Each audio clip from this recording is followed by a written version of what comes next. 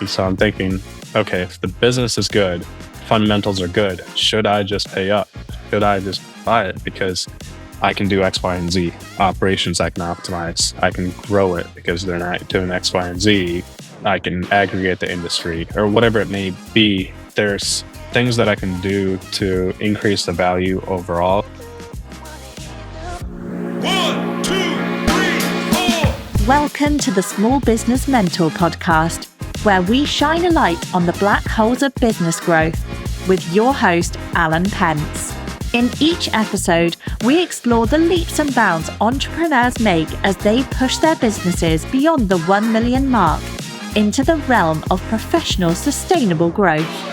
Stay with us as we navigate the journey from brute force to finesse. All right, this week, Small Business Mentor, we have Ujwal Velagapudi with us. He is a beast in the entrepreneurial world. It's like a business buying machine, and he's also a big X guy, like I'm trying to be. So I'm trying to learn how to be like big on X. You have to give me some pointers. Welcome to the show, Ujwal. Great to have you here. Thanks, Alan. No, I appreciate you bringing me on. So for people that don't know, who are you? Like, are you like some kind of holdco guy? Like I told you yesterday, I think of you as like a business junkie. Like I don't think of you as the guy who's like, hey, I got to maximize my returns. I'm like the PE guy. You're more like, I just love businesses and I want to buy them. So tell us who you are, how you got where you are now. Yeah, absolutely. I would say definitely more of the latter. I started right out of college. I was working a day job in supply chain, working in the aerospace and automotive industries. And then simultaneously, I was buying small commercial real estate in the city of Detroit, where I'm from. We're in the suburbs of Detroit, but went to the city, found some commercial real estate on Craigslist, pennies on the dollar. This was right after the city had filed for bankruptcy. So I was buying some of those. What was it like, office, or was it like retail, or what? It was retail. My first one had a barbershop, a clothing store, and like a chess club. So how old were you? It's 22. How do you go buy that? Were you always sort of like a hustler or what? Yeah, hustler.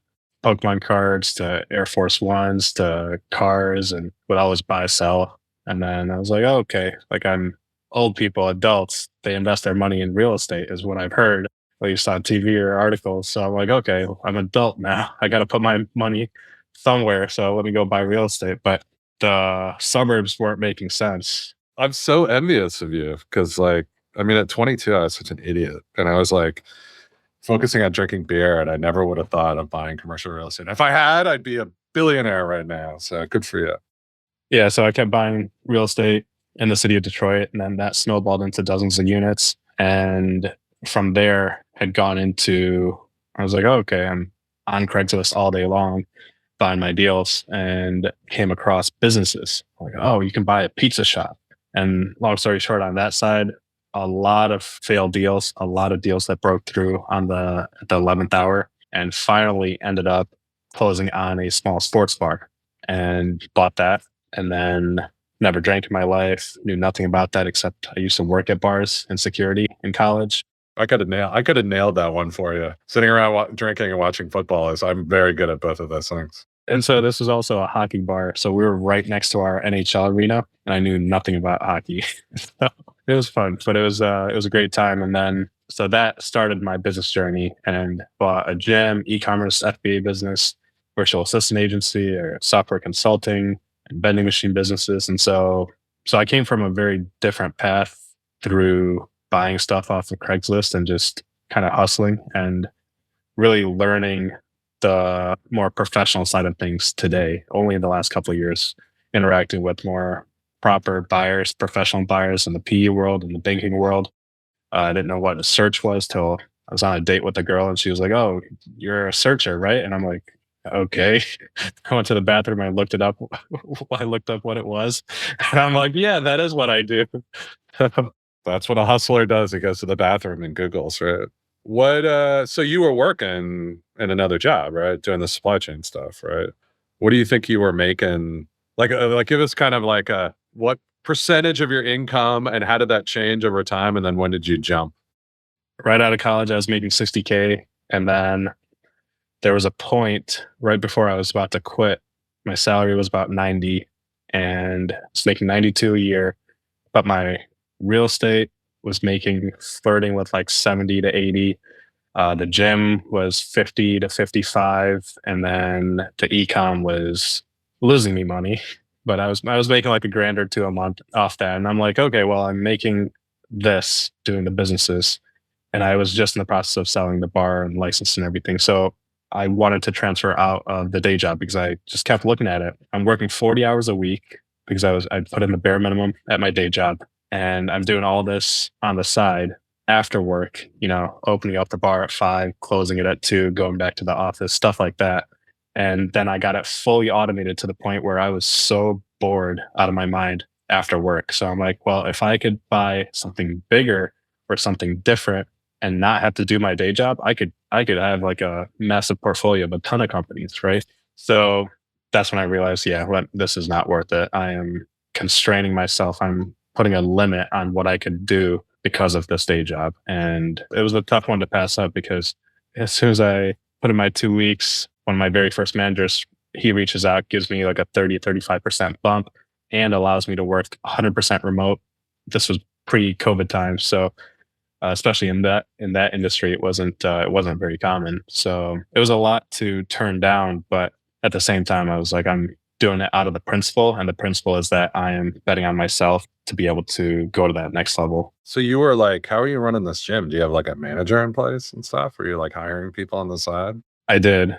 Yeah, I had a manager in place, and he was running the show. And the first 2-3 months, I did the renovations. I was staying there a lot, really spent a lot of time in the business, and then completely extracted myself. And even though it was 20 minutes away from my house, I purposely did not go there because I knew that at one point I would be running businesses completely remote. And so I wanted to pretend as if I wasn't there so that I could get a feel for how to manage it, make sure I'm doing everything I can remotely. And then also the managers know that, okay, they have the autonomy, but he's overseeing it.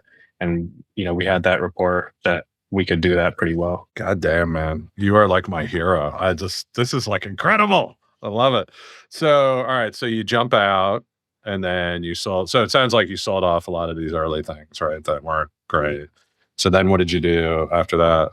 As soon as I quit my job, I went to Thailand because I said, I'm retired. I'm 26. I'm retired. Thailand, Vietnam for a year or two was what I was thinking because, of course, Tim Ferriss and his book. I was literally working 5 hours a week. Had 3 income streams from the businesses, the gym, e-commerce, and the real estate portfolio, completely, absentee managed. And 2 weeks in, I'm sitting there on the beach on an island about 10 feet away from the water. I'm like, this sucks, man. This absolutely sucks. And I'm like, I can't do this. Which beach were you on? Which beach? It was near Pattaya. It was just some random island, and it was very serene. It was beautiful, but it was the people. I could not do it. I just needed to be around more ambitious people. I was hungry. I was excited. And I had just gone to my very first retreat for all online business owners. And because I had my e-commerce company at that time, and that was the first time seeing and meeting in real life people. I was the tiniest guy in real life meeting people that made $1 million in profit. And I was like, holy cow, like me and a couple other guys that were on the lowest end of the totem pole. We're all 26, 27. And we're like, oh my gosh, that guy's making $1 million a year. Who does that? That's like, you only do that in the movies. And that was unfathomable to me at the time. So I went back, tried to get a job in the startup world. Almost 7,000 applications later, I couldn't even get a job at LA Fitness for $45K. That pissed me off because I owned a gym. And I was like, screw this. I'm not meant for a job or a startup world. I'm not sexy on paper. So I went back and I bought a company, and it was a software consulting business in Texas. And that took a massive hit during COVID, enterprise sales, long sales cycle. And we were pretty much captive product to Oracle. And so from there, went to look to buy another small business. And that's when I first came around the SMB Twitter world, the search world. and heard about all these kids buying companies and using debt, which I've never had debt before except for credit cards. And So you were able to buy the software thing with just like profits from other stuff you sold? yes, and kind of no. Yes, and that it was all cash, but I would take, if you've heard of SoFi or Upstart, like just P2P loans, balance transfers on my credit cards, just other weird stuff like that at 18, 22, 24% APR, just because that was cash. I needed cash. And so, yeah, did weird stuff like that. But you didn't get upside down? No, no. Okay, that's good. Wow. That part I do not recommend anyone listen to and do. Yeah, that is a scary, scary path. And I was lucky that I did have the day job. I had the real estate as a backbone. When I lost a couple bucks in this business, I lost a couple bucks in that business, made a few bucks there. But then from there, yeah, went on, learned, okay, I was thinking, okay, let's buy a smaller business, mid six figures, and maybe build out like a real estate portfolio. And then I'm like, oh my gosh, these kids are buying multi-million dollar businesses. How in the world are they doing it? And they've never bought a business before. And that's when I first learned, oh, the experience that I've had is actually valuable, even though I bought very small businesses.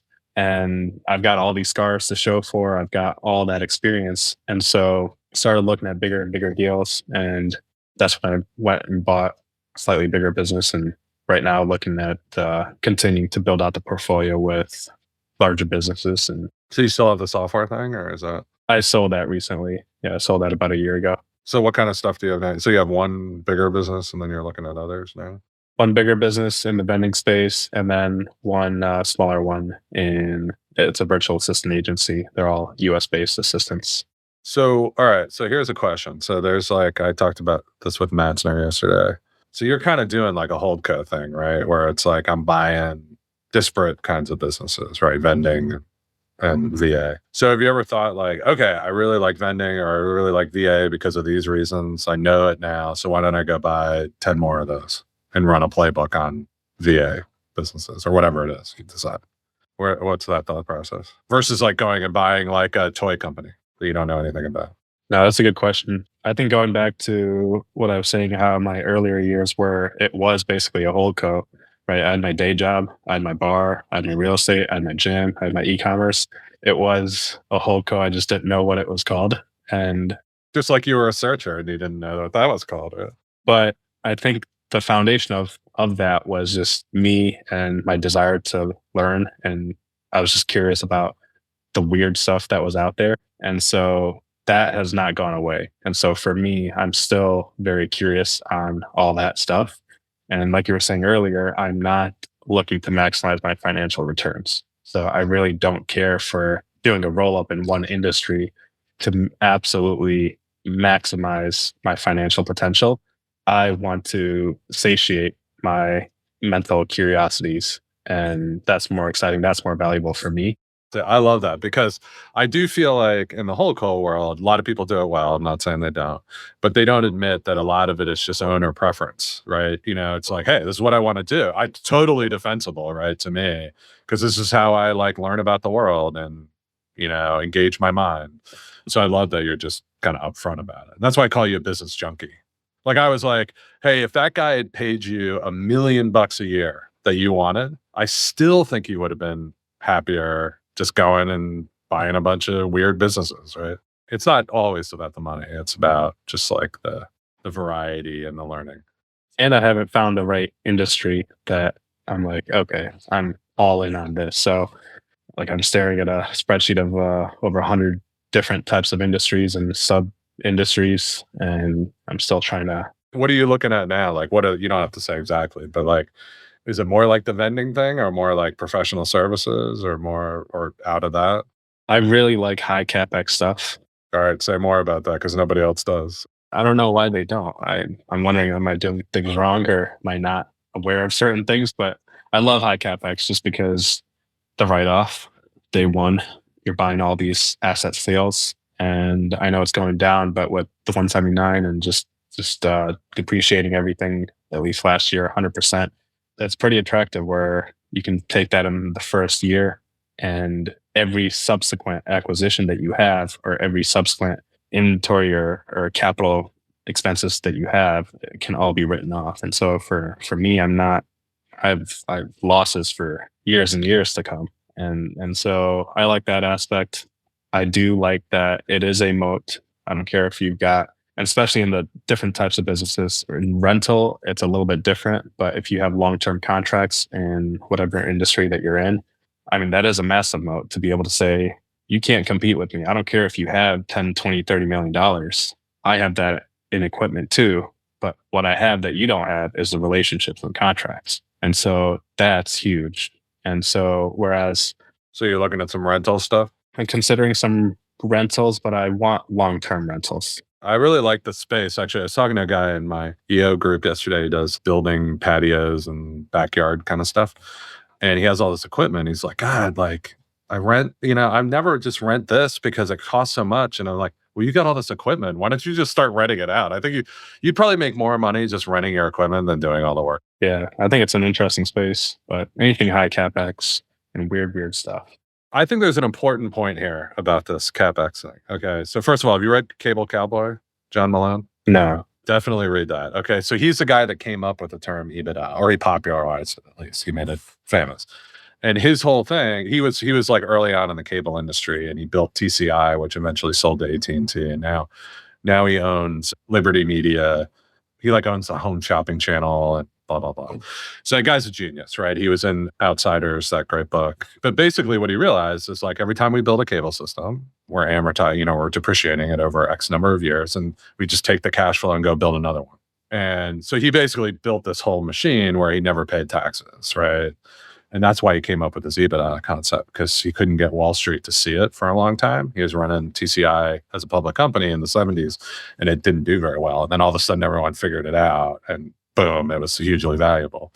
So anyway, that's a great one to read. And I think you've definitely hit on what's good about CapEx. And I think the other part that I would highlight is that everybody wants asset-light software companies, right? That's what everybody does. So they bid them all up. And now it's like, all right, I'm paying, you go on these little sites and it's like micro acquire, you're paying like 4 times $300K, give me a break. Whereas now, like, people aren't investing in what you're investing in. So probably the returns are better, right? That's the other thing. It's like, if everyone bids up one asset class that has one set of characteristics, go find the other, right? So I applaud you for that. So you're looking at CapEx heavy. I think there's still plenty of competition. I don't know, from where back in the day, just a handful of years ago, there were not this many people. I don't think there was this much private buyer interest, and certainly not this much in PE interest, where I feel like every industry is just being turned around and just rolled up. I fully agree with that. I mean, what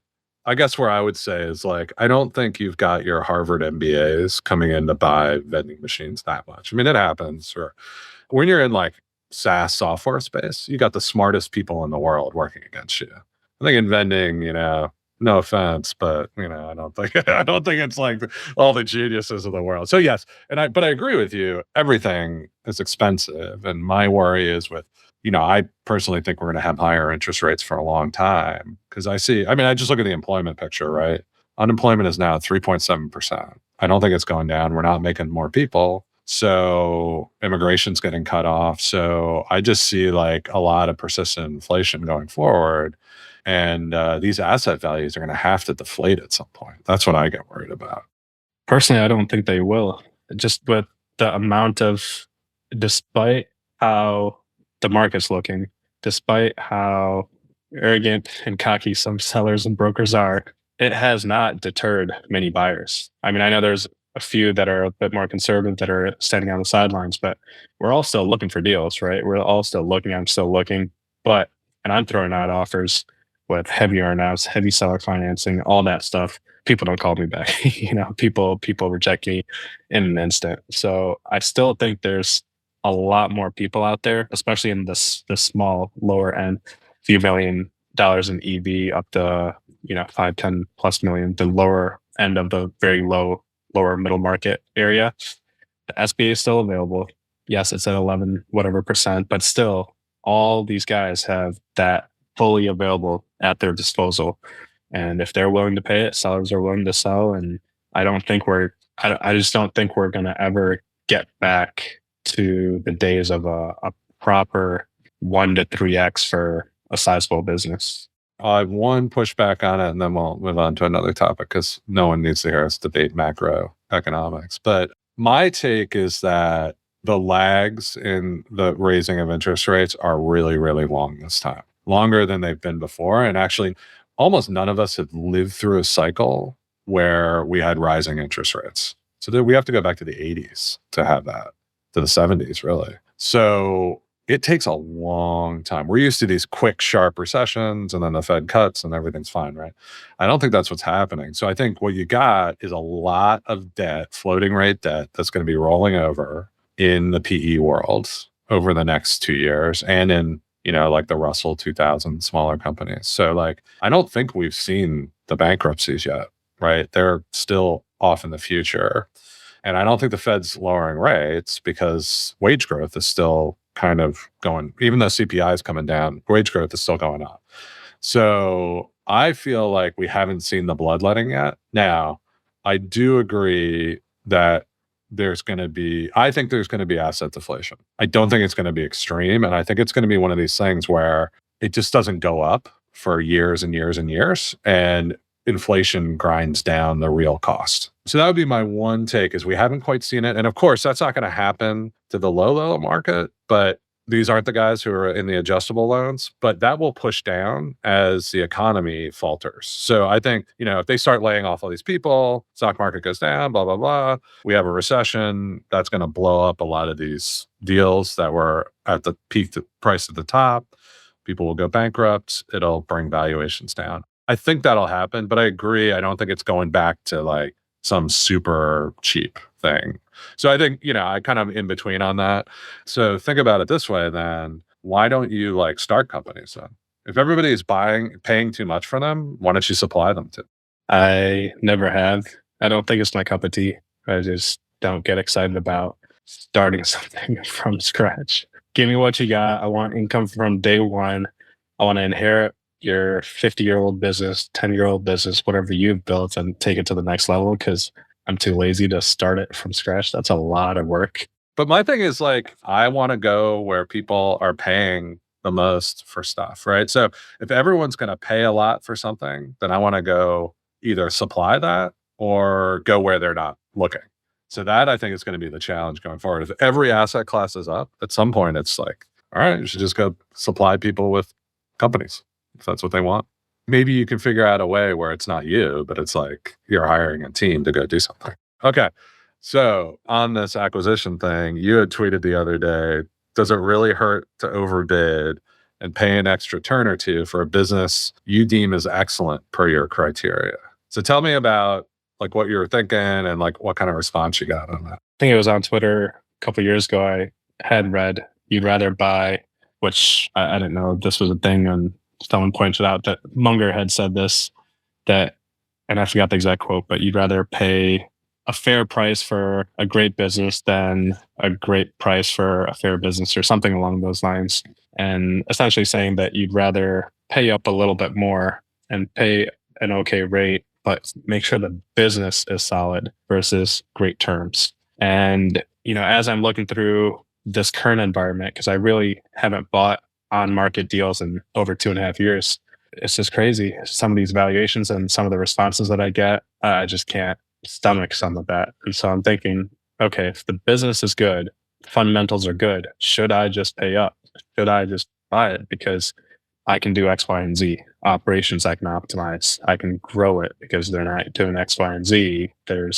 I can aggregate the industry or whatever it may be. There's things that I can do to increase the value overall. And I know that this is an industry, this is a business and a team that has the longevity, not just a couple of years and flip this thing, but actually for decades, where I can still be involved in the industry. I think that fundamentally has a lot more value than another business where, okay, I can pick this up and I can make more cash flow today, let's just say at a 2.8x versus buying something at a 3.5x. I mean, well, there might be a reason for that. That smaller business or the lower valued business might just not have the juice, the fundamentals, the foundation in it to be able to squeeze to take it to year 5, to take it to year 10 after acquisition, or it might just be humming along. Whereas the other business, they could skyrocket. I mean, valuation's not going to dictate everything, but I think along that thought process, buying a fundamentally better business, I think will be more accretive in the long run a decade later when you take a look back at things. So this is definitely like the classic Buffett Munger thing, right? So Buffett was he talked about buying cigar butts, right? These companies they were kind of falling apart, but they had like cash in the balance sheet, or like Berkshire, actually, like every time they closed down a mill, they would get all this cash. So like, even though the business was going like this, they could kind of harvest it, right? So those are his cigar butts. Like, you found a cigar butt on the ground, you could get a puff or two out of it before you threw it out again, right? But it was free, right? So, or cheap or whatever. So, and then Munger started talking to him in the 60s and said, hey, look, that's great, but you're doing all this work and you're getting 1 or 2 puffs. Wouldn't it be better to just find like a full cigar? And even if you pay for it, you get to smoke the whole thing. And so the classic change, I think this is what I tweeted back to you, not the original quote, was like when they bought See's Candy in late 60s, early 70s, and they paid $25 million for it, and that they thought that was outrageous, right? And like Buffett was like, I cannot believe, they were like literally not a cent more. Like, if the family had pushed back, they wouldn't have bought it. And it's something like they've made like $1 billion off of this thing, and they haven't had to invest anything in it. It just shoots off cash. They raise prices every year. And so this started Buffett, like Munger was the one that talked him into it. And he's like, look, this is a good business. So it's worth paying, they would say, a fair price. Because the other Buffett line is, price is my due diligence, right? I can't figure out everything about this business. And so like, I'm going to do some due diligence, but mostly the price is the due diligence. Because even if it goes bad, I don't lose that much, right? So I do think that there's something there, right? The quality business, but there's a price at which it doesn't make sense. And how confident are you that this is the quality business, right? Can you underwrite that? That's what scares me the most about it. I don't feel as confident in my like company underwriting capabilities as Buffett does. So, well, of course not. Nobody does. But like, I worry about that. So I'm like, I need to buy cheap, which means I don't buy as much, right? Because I can't find as much cheap stuff, right? So what do you think? So you're looking at a company you think is high quality, or what was it a specific company? No, it's just general thought. No, it wasn't a specific company, but just general, because I keep looking at the deals and I keep looking at, okay, I want the valuation to be lower and I want my terms. I want there to be an earnout, less risk on me, share the risk with the seller. Like you were talking about, share some of the risk that I can't foresee from diligence or lack of. And so I just can't get people to consume that. I just don't think the sellers are just not going to, when there's so many buyers out there that are willing to pay cash, all cash at close. So thought process, I'm like, okay, if there's a really good business out there, fundamentally great, headed in the right trajectory, good industry, everything going for you, okay, let's change your thought process a little bit, pay up a little bit more, and actually consider paying not top dollar, but something fair. I think it makes sense. I mean, the other thing though that it brings me back to is our beginning of our conversation, where you talked about like, I like to buy a lot of different kinds of businesses. And so like, as valuations go up, I'm sort of like, man, I kind of want to buy similar businesses so I can get a cheat code here somewhere, right? Like, because I own like a candy company, I can probably go talk to other candy store owners and get, I know how to talk to them. I know how to underwrite them.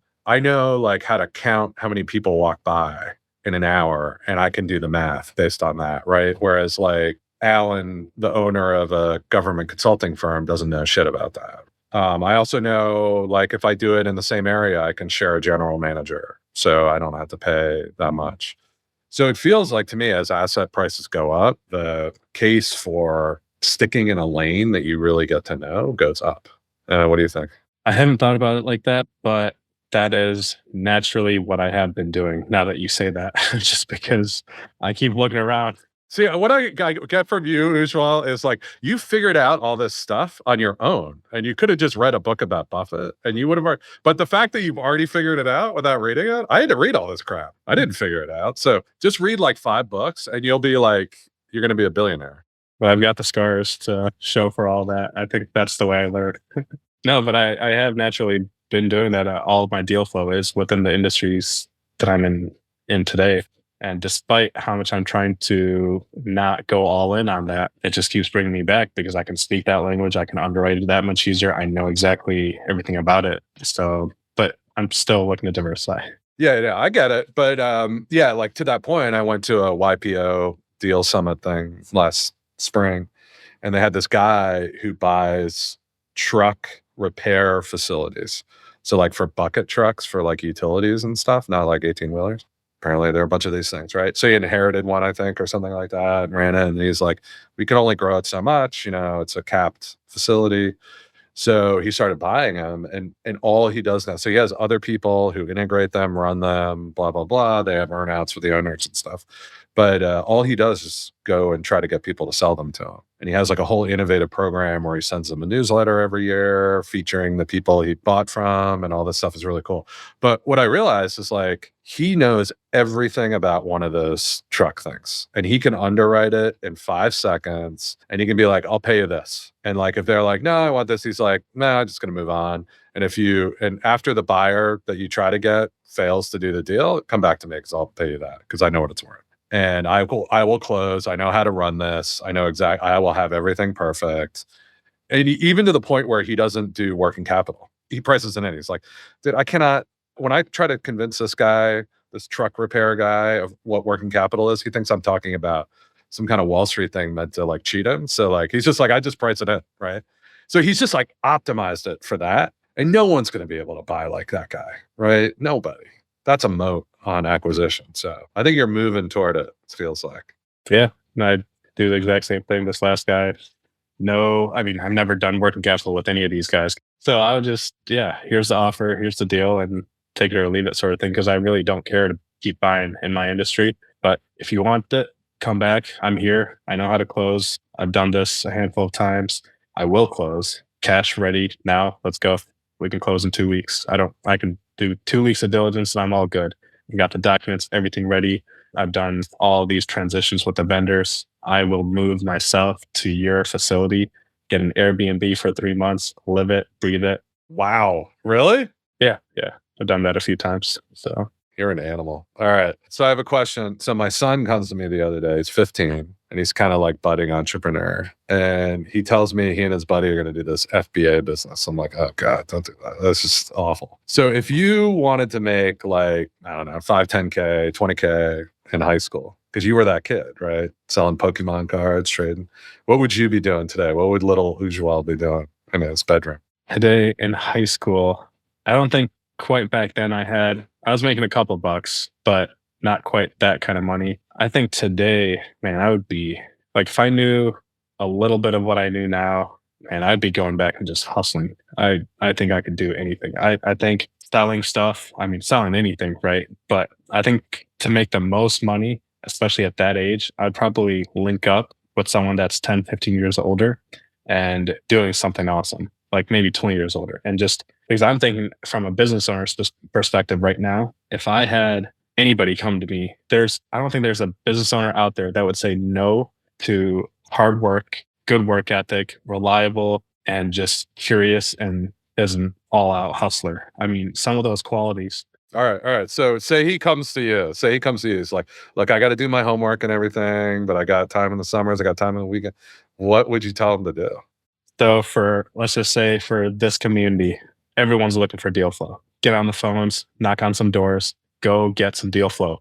Operationally, sure, you can learn a little bit. That might be a little bit more complex, but tell me something. So whatever business you're in, you're looking to sell some contracts in X, or for me, looking for new locations, just go knock on doors. Just find some new customers for me. Be the guy that's, we had this in college. I would get paid to go deliver business cards or flyers for parties. So we had a club party coming up this Saturday, go to every single dorm room and hand out and talk to everybody. Just say, hey, come out, like we're having this party, and hook them up and make sure you have a massive party that Saturday, right? So it's just stuff like that, but just little things that you can hustle for someone that's going to pay you a good sum of money for it. I like it. I like the deal flow for entrepreneurs because you could always find like little businesses around in your area. You could just go around and like, plus you can pretend like you're older if you're just calling people and stuff, or figure out like email, like an email campaign that works. I was on, I think, on Facebook in some group and telling my criteria, and I had probably half a dozen people reach out like, "Hey, here's a business, here's a business," and I realized they were all extremely young. So they've got no money. They're not brokers. They don't have this off market deal flow. I think they're just hustling their way to be able to facilitate something, but they're reaching out to people. They're faking it. I mean, but they're hustling, right? So, all right, yeah. And the other thing I thought about is like, say you have these searchers, right, who do all this research and find all these companies, and they close on one, and then they're sort of out of the game. So I'm like, could you do something where you like tried to buy or come up with some deal where you like broker the companies that they didn't buy, but they were looking at and thought were decent? And then like that, maybe you have a network of like 100 people like that, and you're kind of just like brokering their stuff over to other people like you. Like it's like, oh, I could have bought this. I think that maybe we got Sam a summer job. In my early days, I spent like $500 or something buying a software list that off market that this guy, he didn't end up closing on a business, and he had 1,000 or 2,000 leads. And I bought it for a few $100, just reached out to all those people again. So yeah, no, that's a good idea. Yeah. Interesting. Okay, cool. All right. We figured it out. All right. So 30 years from now, you've gotten all the success you want. You bought all these things that you want to buy. What's it look like? What's the empire look like? I would say a great, loving marriage with great kids, maybe grandkids. And I am single right now. So that's something that I would enjoy right now. So it's something that I would love to have and be working on today, even. You won't be moving for 3 months. I'll tell you that much. You're not going to be going anywhere for 3 months. So I would say that's first priority at the foundation. But then as far as business, I think it's just kind of like, I mean, Munger at 99, Buffett 93. Like for me, when I quit and retired at 26, I realized that I could never do again. You know, I love what I do. I love this stuff. It's fascinating. It's exciting because I get to learn. And I can't read books. I don't do well at school. I learn through this stuff, getting my hands dirty, understanding it by losing money, making a couple bucks here and there. So that's what I enjoy. So for me, I would love to own companies internationally that I want to do within the next few years. So I want to have companies around the world, operations around the world that I can understand, not just in America, but internationally, because doing businesses in America, it's easy, right? It's like, this is the easiest country to do business in, right? But try doing something. It's like the JV here, right? Exactly. You go international, you got, I mean, third world countries, like it's completely different, right? So I would love to experience that. I want to get my hand burned, not literally though, but I want to know what that feels like to do business. Can I step up and do it in those environments? And so that would be exciting. But also for me to be able to grow as a leader, if I look back 5 years from now, there's just so much that I know. I think on a very different level. And I think there's so many different levels to be untapped where I'm sure in 30 years, I could just be, I want to be like a mini Yoda of business and just having all these experiences. So I think it's truly the mental aspect that I would want to improve. All right. I have some advice for you on that if you want it, that I got it from Shane Purry on My First Million. But he was saying, I totally think this is true. Actually, I went to this business education thing, which was terrible. I won't mention who it was, but there was one speaker, and he's like, he did the whole exercise of like, what would you do in your business if I gave you 50K? What if I gave you 500K? And everyone came up with 50K was pretty normal. And then 500K, people kind of had a trouble. These are a lot of small businesses. So they didn't know. They're like, oh, I'd hire some salespeople or something like that. And he was like, I think you should go buy a house in a nicer neighborhood. So you get to know richer people who are more successful. And I was like, I don't know if that's true, but that's the most interesting answer I've ever heard. So one thing I would say about that goal of yours is you just got to constantly, and this is what Shane Purry was saying, is like, you got to level up who you're talking to at each thing. Not, you know, it's not like you don't talk to your old friends and stuff, but it's like, you got to go seek out those people at the next level and talk to them. And like, what is it that help them get where they are? Right. So I think that's really cool. That's awesome. And I totally agree with the retirement thing. got a great quote from Dan Sullivan. Strategic quote the other day is, retirement is an email to the universe to come pick up your body. I love that. So I kind of feel like you and I are in that camp. Like I'm going to be doing this when I'm like 99, God willing, right? All right. So, and then you kind of made like a multi-generational comment on X the other day. So is that like a big, like, do you see yourself as a founder of this like family empire going forward? Once you find, the wife and get the kids, right, to pass it on to. But is that sort of like something you think about? I do think about that a lot, and I don't know what's right, what's wrong. I don't have the kids yet, but at least from what I think now, I do understand passing it along to the generations, setting them up for success. But for me, I think it's more the fundamentals of what you teach and the intangibles that I want to pass along, not necessarily the financial aspects. And just because I know that I feel so much more satisfaction out of my journey, having gone through what I have. And if I'd absolutely started at a pretty decent playing field, but had I had more access to a network or financials or whatever it was, I absolutely would not be here. And so I think those intangibles I would love to be able to pass on and have future generations inherit those from me. But the financial aspect, I don't know. I don't know. I think you could make a case for both sides. Don't give them anything. Give them enough to be able to have a little jump start. Or once they do things, whatever you deem as a minimal threshold, then, fuel the fire with a little bit more capital. If they're great people and they're super ambitious or taking care of the world, then give them the capital that you've earned throughout your life to further fuel. Yeah, I mean, if they're getting you deal flow in high school, maybe you give them something, right? I like that. I used to be sort of in the like give it away to charity, and then I served at a charity, and I was like, ooh, I don't think these people need any more money to waste. But anyway, I have my problems with that. So figuring out how to give it away effectively is very difficult. But I think I'm a little like Moses. I don't know if you know Moses Kagan. He's more on like real estate Twitter, and he comes from a family that survived. Some of them survived the Holocaust, and he just has a different. Totally challenged my view because he's like, I want these buildings that I buy in LA, these apartment buildings, to pass to my great grandchildren and be a fun foundation of like wealth and stability for them for generations. And he looks at it from this place where like everything was taken and like lives were taken, right? And it really challenged me, like our sort of like narrow lens on today. I'm not saying I'm giving every cent of mine to my kids and not to charity or something like that, but it definitely challenged me. Like there's like a bigger time span of history to look at than just like these 50 years or 100 years. All right, so one last, we won't end on a bummer there. What is the weirdest business you've looked at and considered buying? You said something about you love like weird businesses. Well, one that I did buy is this vending business, the amusement vending. I didn't know it was a thing to be rented. They're renting jukeboxes and kiddie games and crane machines and stuff like that. I didn't know that was a thing that I was actually looking at to seriously consider buying. There's so many. Oh man, there's just so many. Like it wasn't till recently that I knew their porter potties existed, but I didn't really conceptualize, oh yeah, obviously there has to be a business to lend you porta potties.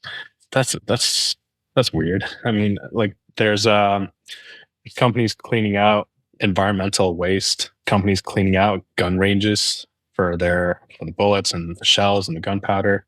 There's Buddy owns a company that does all of I forget the actual word, but the red carpet, they have the rope, the velvet ropes and stuff like that at clubs. So he sells those and makes a pretty good living off of it. One of my favorites was the crime scene cleanup. They have like they bring out the trucks and like mop up all the blood and splattered body parts all over the place. That was weird. And I have to hand it to Permanent Equity. I don't know if you know that, Brent Bishore. They just bought like the company that makes like roller coasters and stuff for amusement parks. I thought that was pretty good. There was my VA business. One of our customers was a company that actually went and purchased the toys for the fans, or the fans purchased it and they facilitated the transactions for OnlyFans. So all of the OnlyFans toys and goodies that fans would purchase for the models was done through my company. Oh my! All right, you got to lead with that one, man. That's definitely the best one. I mean, I thought you were gonna go for like kids' parties or something. I was like, oh, geez, no, that's different. Yeah, so my company, before they were able to automate it, we manually did a lot of that legwork, and it's still a lot of it has to be done manually just because of there's some privacy and sensitive information. And so, yeah, that's a little, not a little. It was ramping up like crazy, and we fed off of that boom. But yeah, thought that was pretty interesting. That's awesome. All right, that's a good one to end on. So, all right, Ujwal, thanks for being on. It was a lot of fun. We'll catch up again. We'll have you back on, see what you buy next, and keep looking for those weird businesses. We love it. Yeah, no, absolutely. I appreciate it, Alan. Thank you. All right, see you, man. You've been listening to the Small Business Mentor podcast, brought to you by Alan Pentz. For more insights on how to navigate your business through its black holes, visit @apentz on X. Don't forget to search for Small Business Mentor in your podcast app to subscribe. Thank you for joining us, and here's to your next leap in business growth.